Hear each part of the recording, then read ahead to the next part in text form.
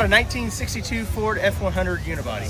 Unibody, I might steal it from him because I want one of those really bad. Sure. And it has a nickname. What's the nickname? It's affectionately called Frank, which is short for Frankenstein. Why'd you call it that? Because it has pieces and parts from everything from Ford to Chevy to Dodge to Jeep. It's got everything. That's really cool. And custom paint job by your friend. You said it's like tractor paint. It is. It's a black tractor paint with a hard dry thing. I love it. I love how you haven't touched the bumper and everything. It's got some like road grime right here, which is awesome. I think it's fantastic. Now, who did the pinstriping? Spencer Turner. He's a fellow here in Springfield. He Local Springfield? Okay. Does all kinds of work, does leather work. Amazing guy. If you get a chance to meet him, talk to him, he's a fantastic guy. That's cool, yeah. Now, essentially, you have a Chevy motor in here. I do. 305. It's a 305. Can we see it? Yeah, absolutely. Can you one hand there? No. Now, why'd you go 305? Well, I didn't go 305. Right. I purchased this truck from my best friend's parents about 4 years ago, and this is something that he did, and he has passed on, and to keep it kind of partly his truck and partly my truck, I decided to keep the Chevy motor in it. It's your truck, build it your way. That's right. Now you got Chevy master cylinder, and you said you got Jeep. Jeep steering linkage. Steering linkage. Yep. And what is the suspension? The suspension is a Heights Mustang 2 front end power rack. Is that a kit, or do they literally take it off a Mustang 2? No, it's a kit. You buy it from Speedway or Jegs or whatever. I want to do it on my truck. It's worth every Do I bit. have to find a Mustang 2? That's really cool. You did redo the wiring. I like that a lot. Yeah. This is cool. So, well, for the Ford guys, it does have a Mustang GT electric fan, so don't knock me too hard. it's a beautiful truck. Yeah. This is cool. So I want to come over here. Now take a good shot of the Unibody. It is a straight. Isn't that beautiful? To the interior.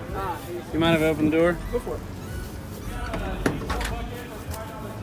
Now I like the Mexican quilt. I guess you call sarape? that. Is that what? Yeah. Thank you. I couldn't think what it's called. And I like the Frankenstein on the shifter. I think that's cool. Now, explain how you got that tag. You said something about Actually, the whole dash panel. When my friend originally built this, it was a '90s build, so it had VDO gauge, cluster gauges and stuff in it. And I wanted to go back to something original, so I ended up finding on the ham a basically brand new set of factory gauges out of a 1964 fire truck, and the tack came with it. That's kind of cool. I like that. Tell us about your headliner. Well, those are it's a one-off custom low buck build headliner. Made it from Costa Rican coffee bean bags. Where'd you get those? I bought them at the swap meet here in Springfield for I think three bags for $10 or something. I think I might steal your idea. I had no idea what I was gonna. I just bought them just kind of sporadically. Had no idea. And you wrapped them around the whatever that cardboard type stuff. Or it whatever. was I think it was like wood paneling from like the house from 1970s. That's cool. Now, my favorite part, we got to go to the back of the truck. Now, we don't know what years they came on, but it was an option, the rear window, as far as we know. Yeah, it's the big back glass option, or the wraparound glass. They call it. Facebook enthusiasts of the truck world. What years do these come on? We're not exactly sure. What you thought? Two? I know. I've seen them on 62s and 63s. I've never seen one on a 61, but that doesn't mean they didn't make them. Right. Okay. Where'd you get that box at? That's also a swap meet pickup that I picked. Cool. I just needed a place to store stuff. I love it. I've been looking for something just like it, and that's cool. Now, obviously, your frame was notched. Frame is C-notch. That's cool. And is there anything other underneath there? Did you go any special shocks or anything? Or No, we just C-notched it. Well, I kind of did just kind of research on the internets about compression expand, on the shocks, and just bought some that I thought would work, and just got lucky. And we also did a tank removal. We removed the tank out of the cab and put it under the bed. And it has a door that you feel just like a normal late model car. Now, my favorite part of all these classes, you got a story. Oh yeah.